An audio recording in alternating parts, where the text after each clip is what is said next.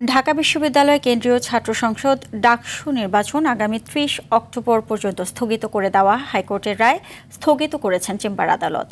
এর ফলে নির্বাচন আয়োজনে কোনো বাধা নেই। এদিকে ক্যাম্পাসে দিনভর প্রচারণা চালিয়েছেন প্রার্থীরা। উঠেছে অনলাইনে নানা মিথ্যা তথ্য ছড়িয়ে ভোটের পরিবেশ বিনষ্ট করার ষড়যন্ত্রের অভিযোগ। এছাড়া সোমবার ইশতেহার ঘোষণা করেছে ঐক্যবদ্ধ শিক্ষার্থী জোট। আরও জানাচ্ছেন বিপুল দেবরায়।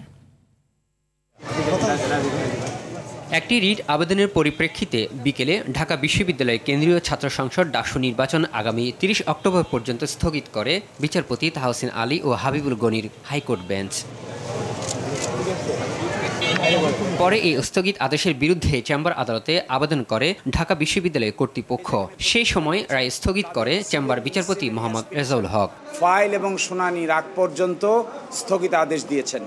অর্থাৎ এই মুহূর্তে ঢাকা বিশ্ববিদ্যালয়ের ডাকসুর নির্বাচন পরিচালনার ক্ষেত্রে এই মুহূর্তে কোনো বাধা থাকলো না, এবং যে যেখানে প্রচারণা করছেন, নির্বাচনের যে যেখানে প্রতিযোগিতা করছেন, তাদের প্রতিযোগিতা করার ক্ষেত্রেও এবং প্রচারণা করার ক্ষেত্রেও কোনো বাধা নাই। এর আগে নির্বাচনী প্রচারণায় এসে জাতীয়তাবাদী ছাত্রদলের ভিপি প্রার্থী আবিদুল ইসলাম খান জানান, অনলাইনে মিথ্যা প্রচারের মাধ্যমে নির্বাচন বানচালের নানা ষড়যন্ত্র হচ্ছে। অনলাইন কেন্দ্রিক যে প্রপাগান্ডা ছড়ানো হতো, একদম অনলাইনের চিত্র আর মাঠের চিত্র টোটালটাই ডিফারেন্ট। সুন্দর, সুস্থ, সহনশীল, শ্রদ্ধা ও স্নেহের রাজনীতিতে আমরা প্রবেশ করেছি।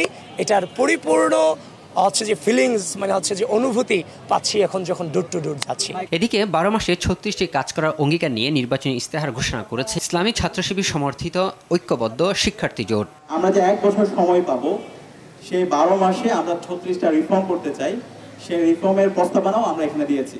এদিকে ৪ দিন নয়, নির্বাচন উপলক্ষে ৩ দিন ক্লাস পরীক্ষা বন্ধ রাখা হবে বলে জানান চিফ রিটার্নিং অফিসার। আগামী ৭ তারিখ সকল ক্লাস এবং পরীক্ষা খোলা থাকবে। ৮ থেকে ১০ তারিখ পর্যন্ত সকল ক্লাস এবং পরীক্ষাসমূহ বন্ধ থাকবে।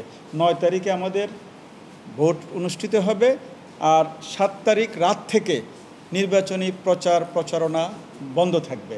এছাড়া আচরণবিধি লঙ্ঘন ও নানা অনিয়মের বিরুদ্ধে দোষীদের শোকজ করা সহ সতর্ক করে দেওয়া হচ্ছে বলে জানান তিনি। আমরা সরকারের বিভিন্ন এজেন্সি থেকে যেখানে নিরাপত্তার বিষয়ে হেল্প চাচ্ছি, সবাই সেই ব্যবস্থাগুলো করব। বিপুল দেবরায়, RTV, ঢাকা।